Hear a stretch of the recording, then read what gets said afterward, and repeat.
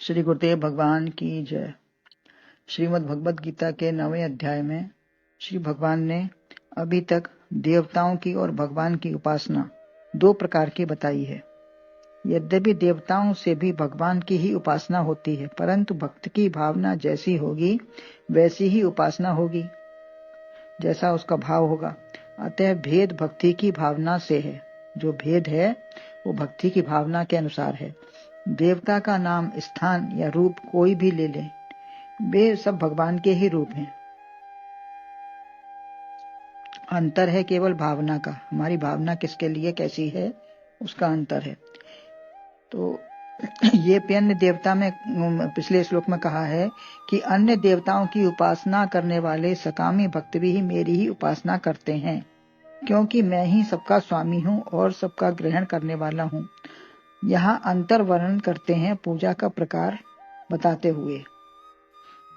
25वें श्लोक में पूजा का प्रकार बताते हुए अंतर बताते हैं कि दोनों की उपासना में क्या अंतर है। यान्ति देवव्रता देवान् पितृन यान्ति पितृव्रताः भूतानि यान्ति भूतेज्या यान्ति मद्याजिनोऽपि माम्। अर्थात सुर भक्त सुर को पितृ को पाते पितर अनुरक्त हैं, जो भूत पूजे भूत को पाते मुझे मम भक्त हैं। इसका अन्वय है देवव्रता देवान् यान्ति पितृव्रता पितृन् यान्ति भूतेज्यः भूतानि यान्ति मद्याजिनः माम अपि यान्ति।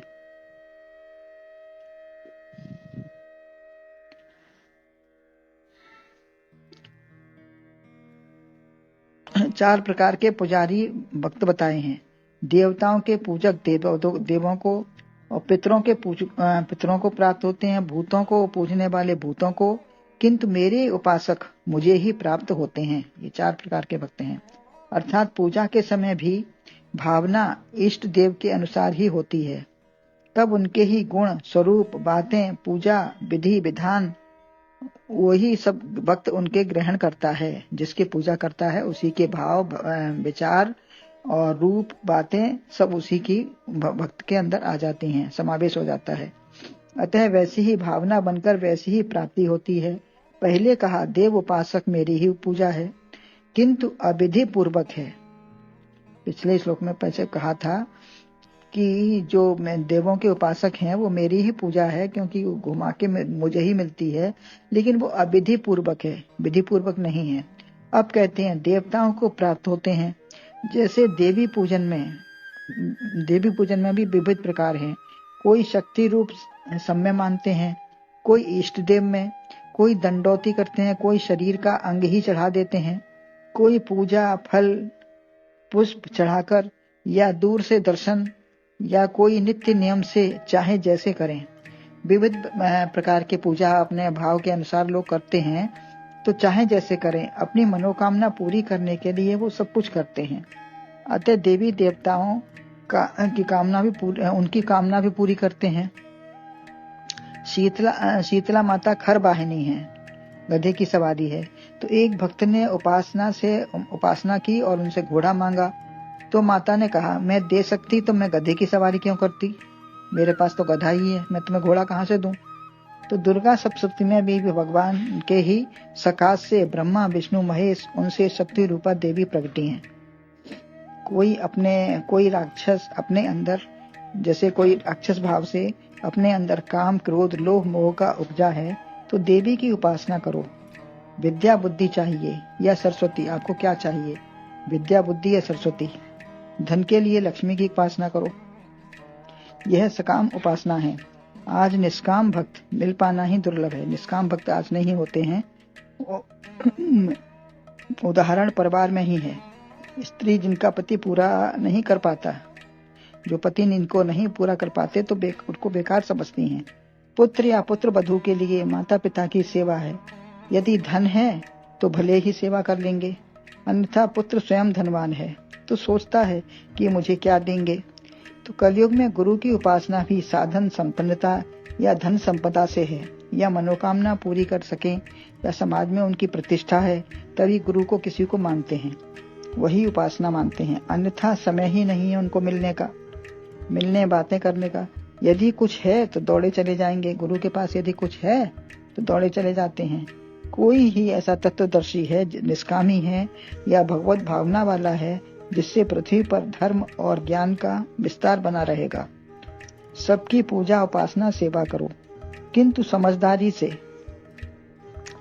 सबकी सेवा पूजा उपासना करना है, मिलना है, बोलना है, सब करना है, व्यवहार सब करना है, अपने अपने स्थान के अनुसार, अपने अपने समय के अनुसार सब करना चाहिए, लेकिन समझदारी से कि हमें क्या हमारे लिए उचित है, क्या अनुचित है।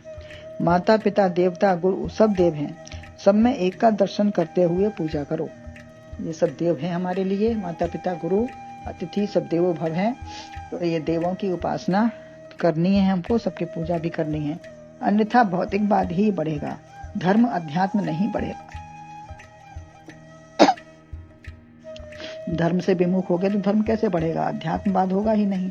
तो देवों के पूजक को अक्षय शांति और आवागमन से मुक्ति नहीं मिलेगी, भौतिक साधन ही मिल जाएंगे, क्योंकि जो सकाम है तो सकाम भाव से उनको जो उनके चाहते हैं वही मिलेंगे।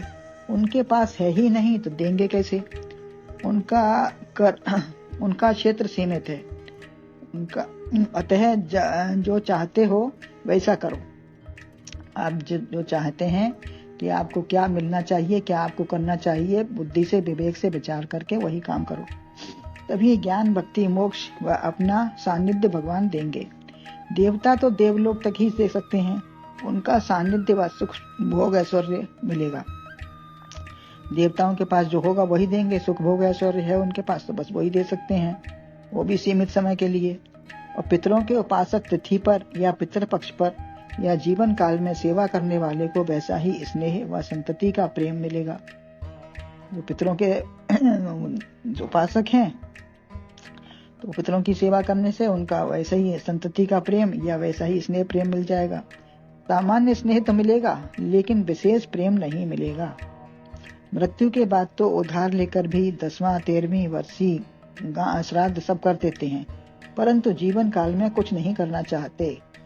जीवन रहते उनको कोई सुख देना, मिलना, बोलना कुछ नहीं कर पाते हैं। जितना कर सको बाद में भी करो, किंतु जो भी हो कर्तव्य बस निष्काम भाव से करो।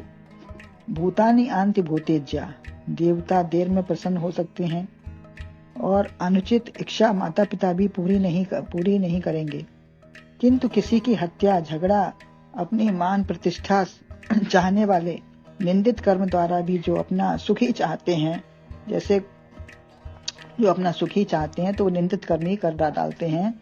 ऐसे घोर उपासक ये निंदित कर्म है सब। जैसे कोई उदाहरण के लिए, जैसे कोई सबके ऊपर बैठकर या गधे के बाल में दाने पिरोकर उपासना करवाते हैं, ये सब अघोरी आदि ही कराते हैं। यह पिशाचनी, भूत, चंडालनी आदि को मानते हैं और जानकर कह के अपनी प्रसिद्धि कर लेते हैं। ये सब बता के करवा के अपनी प्रसिद्धि कर लेते हैं। यह तामसी उपासना है।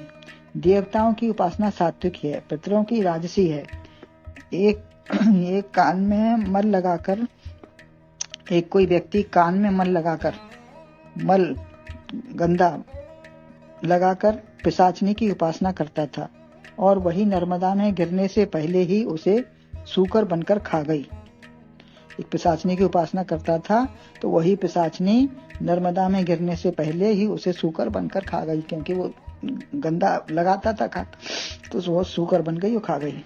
अतः अपवित्र उपासक को यही हाथ लगता है। जो निंदित है वही त्याज्य है, किंतु संत भूतों का उद्धार भी कर देते हैं। जो संत होते हैं वो भूतों का भी उद्धार कर देते हैं, अगर उनकी कोई शरण में जाता है भाव से तो कर देते हैं। तुलसीदास जी ने स्वयं जाप करके चेटकी का उद्धार किया। संत उनसे नहीं चाहते, उनका ही उद्धार कर देते हैं। संत उनसे कुछ अपना भला नहीं चाहते, बल्कि उनका ही उद्धार करते हैं यदि कोई उनके शरण में जाता है, मिलता है। अतः चौथे प्रकार के भक्त श्रद्धा भक्ति से, निष्काम भाव से और कुछ भी नहीं चाहता, उन्हीं को, भगवान को ही चाहता है। अविनाशी तत्व के मिलने पर कुछ शेष नहीं रहता। जब परमात्मा मिल गया तो फिर हमें और क्या चाहिए, हमारे लिए क्या शेष है। इसी से आवागमन से मुक्ति होगी। यह उपासना कैसे करें, आगे यही प्रसंग वर्णन है। गुरुदेव भगवान